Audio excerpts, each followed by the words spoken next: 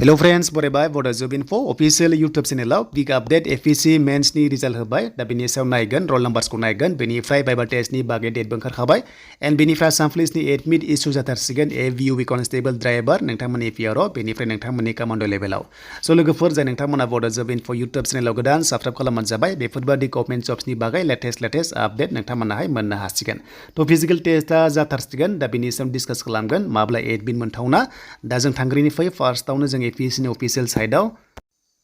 दा APsC नि official side फैनाय लोगो लोगो नोंथांमोनाहाय जायफ्रानोखि नोंथांमोना रिजाल्ट नायाखै स नोंथांमोना नायदो दा फर्स्ट नि ऑप्शन दङ नोंथांमोना मेन्स नि रिजाल्ट नायनोबा बेयाव खनसे क्लिक खालामनाय लोगो लोगो नोंथांमोना नायनो हासिगोन आरो जायफ्रा मेन्सआव नोंथांमोना क्वालिफाइड जाबाय नेक्स्ट एग्जाम बायबा टेस्ट नि थाखाय स नोंथांमोना कमेन्ट्स खालाम आं पिन खालामना दोनगोन कमेन्ट्स खौहाय जाहाथे बयबो मिथियो देन बेनिफ्राय नोंथांमोननि रोल नम्बर्सआ बेनो दा बेयाव गोबां रोल नम्बर्स दङ नोंथांमोना बेखौहाय चेक खालामदो PDF फाइलखौहाय नोंथांमोना डाउनलड खालामनानै एन्ड बयनिसिमबो कंग्रेचुलेशन्स थाबाय जायफ्रानोखि मेन्स एग्जामाव नोंथांमोना क्वालिफाइड खालामबाय नेक्स्ट नि थाखाय बायबा टेस्ट नि थाखाय आरो बयनिसिमबो अल द बेस्ट थानाय जाबाय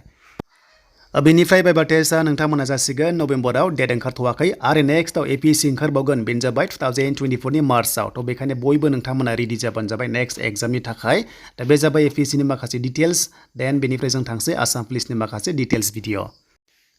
स' दानिया जों फैबाय आसाम पुलिसनि अफिसियेल साइडआव SLPRB बेयाव फैनाय लोगो लोगो AVUB कनस्टेबल एप्लाइ जादोंमोन नाथाय बे साडेनलि जोब्बाय माने लास्ट डेटआ बारबाय स' जायफ्रा खालामासै नोंथांमोना थालांबाय आरो जायफ्रा खालामबाय नोंथांमोना जोबोर मोजां जाबाय मानोना फिजिकेल टेस्टआ फैगासिनो दङ स' बे नभेम्बराव नोंथांमोना लास्ट उइकआव जानायनि चान्सआ दङ नाथाय जोब्बाय 1 नभेम्बराव बेनि अनलाइन एप्लाइआ जोब्बाय एन्ड 10 डेजनि उनावहाय सेन्टार सेलेक्ट खालामनाय माखासे प्रसेसआ जागोन बायदि एन्ड बेनिफ्राय स' नेक्स्टआव नोंथांमोननि फिजिकेल टेस्टनि थाखाय एडमिट इस्यु खालामनाय बे जाबाय 10 डेजनि उनावबाव अब्ला 20 सिम नोंथांमोनाहाय जानायनि चान्सखौ नुहुराखै नाथाय 20 नि उनावहाय रिलिज जानायनि चान्सआ दङ फिजिकेल टेस्टआ नोंथांमोननि कनस्टेबल लेभेलाव